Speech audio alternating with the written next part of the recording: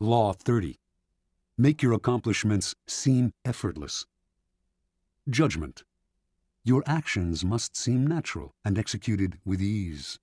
All the toil and practice that go into them, and also all the clever tricks, must be concealed. When you act, act effortlessly, as if you could do much more. Avoid the temptation of revealing how hard you work. It only raises questions. Teach no one your tricks, or they will be used against you. Observance of the law. The great escape artist Harry Houdini once advertised his act as the impossible possible, and indeed those who witnessed his dramatic escapes felt that what he did on stage contradicted common-sense ideas of human capacity. Over the years, Houdini escaped from the chained carcass of an embalmed sea monster, a half-octopus, half-whale-like beast that had beached near Boston. He had himself sealed inside an enormous envelope from which he emerged without breaking the paper. He passed through brick walls. He wriggled free from straitjackets while dangling high in the air. He leaped from bridges into icy waters, his hands manacled and his legs in chains. He had himself submerged in glass cases full of water, hands padlocked, while the audience watched in amazement as he worked himself free, struggling for close to an hour, apparently without breathing. Each time he seemed to court certain death, yet survived with superhuman aplomb. Meanwhile, he said nothing about his methods, gave no clues as to how he accomplished any of his tricks. He left his audiences and critics speculating, his power and reputation enhanced by their struggles with the inexplicable. Perhaps the most baffling trick of all was making a 10,000-pound elephant disappear before an audience's eyes, a feat he repeated on stage for over 19 weeks. No one has ever really explained how he did this, for in the auditorium where he performed the trick, there was simply nowhere for an elephant to hide. The effortlessness of Houdini's escapes led some to think he used occult forces, his superior psychic abilities giving him special control over his body. But a German escape artist named Clapini claimed to know Houdini's secret. He simply used elaborate gadgets. Clapini also claimed to have defeated Houdini in a handcuff challenge in Holland. Houdini did not mind all kinds of speculation floating around about his methods, but he would not tolerate an outright lie, and in 1902 he challenged Clapini to a handcuff duel. Clapini accepted. Through a spy, he found out the secret word to unlock a pair of French combination lock cuffs that Houdini liked to use. His plan was to choose these cuffs to escape from on stage. This would definitely debunk Houdini. His genius simply lay in his use of mechanical gadgets. On the night of the challenge, just as Clapini had planned, Houdini offered him a choice of cuffs, and he selected the ones with the combination lock. He was even able to disappear with them behind a screen to make a quick test, and re-emerged seconds later, confident of victory. Acting as if he had sensed fraud, Houdini refused to lock Clapini in the cuffs. The two men argued and began to fight, even wrestling with each other on stage. After a few minutes of this, an apparently angry, frustrated Houdini gave up and locked Clapini in the cuffs. For the next few minutes, Clapini strained to get free. Something was wrong. Minutes earlier, he had opened the cuffs behind the screen. Now, the same code no longer worked. He sweated, racking his brain. Hours went by, the audience left, and finally, an exhausted and humiliated Clapini gave up and asked to be released. The cuffs that Clapini himself had opened behind the screen with the word CLEFS, French for keys, now clicked open only with the word FRAUD.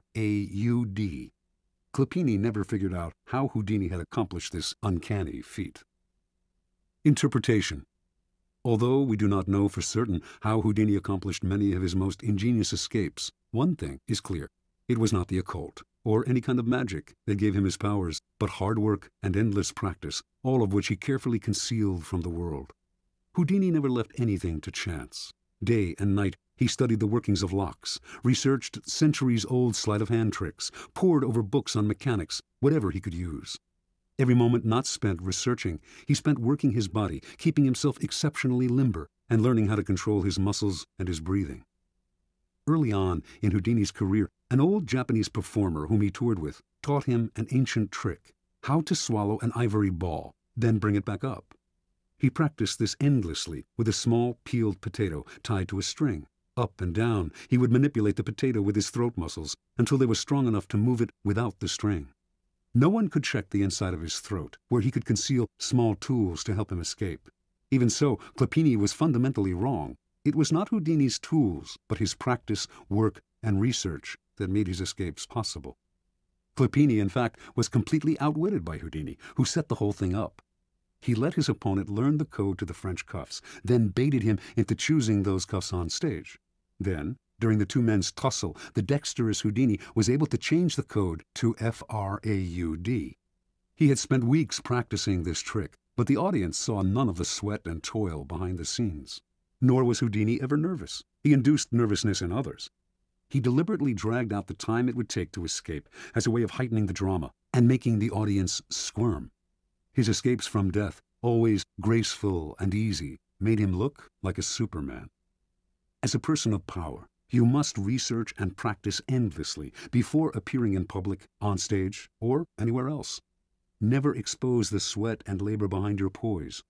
Some think such exposure will demonstrate their diligence and honesty, but it actually just makes them look weaker, as if anyone who practiced and worked at it could do what they had done, or as if they weren't really up to the job. Keep your effort and your tricks to yourself, and you seem to have the grace and ease of a god. One never sees the source of a god's power revealed. One only sees its effects. Keys to Power. In the Book of the Courtier, published in 1528, Baldassare Castiglione describes the highly elaborate and codified manners of the perfect court citizen. And yet, Castiglione explains the courtier must execute these gestures with what he calls sprezzatura, the capacity to make the difficult seem easy. He urges the courtier to practice in all things a certain nonchalance which conceals all artistry and makes whatever one says or does seem uncontrived and effortless. We all admire the achievement of some unusual feat, but if it is accomplished naturally and gracefully, our admiration increases tenfold. Whereas, to labor at what one is doing and to make bones over it shows an extreme lack of grace and causes everything, whatever it's worth, to be discounted. The idea of sprezzatura is relevant to all forms of power, for power depends vitally on appearances and the illusions you create. Your public actions are like artworks. They must have visual appeal, must create anticipation, even entertain. When you reveal the inner workings of your creation, you become just one more mortal among others. What is understandable is not awe-inspiring. We tell ourselves we could do as well if we had the money and time. Avoid the temptation of showing how clever you are. It is far more clever to conceal the mechanisms of your cleverness. There is another reason for concealing your shortcuts and tricks. When you let this information out, you give people ideas they can use against you. You lose the advantages of keeping silent. We tend to want the world to know what we have done. We want our vanity gratified by having our hard work and cleverness applauded. And we may even want sympathy for the hours it has taken to reach our point of artistry. Learn to control this propensity to blab, for its effect is often the opposite of what you expected. Remember, the more mystery surrounds your actions, the more awesome your power seems. You appear to be the only one who can do what you do, and the appearance of having an exclusive gift is immensely powerful. Finally, because you achieve your accomplishments with grace and ease, people believe that you could always do more if you tried harder. This elicits not only admiration, but a touch of fear. Your powers are untapped. No one can fathom their limits.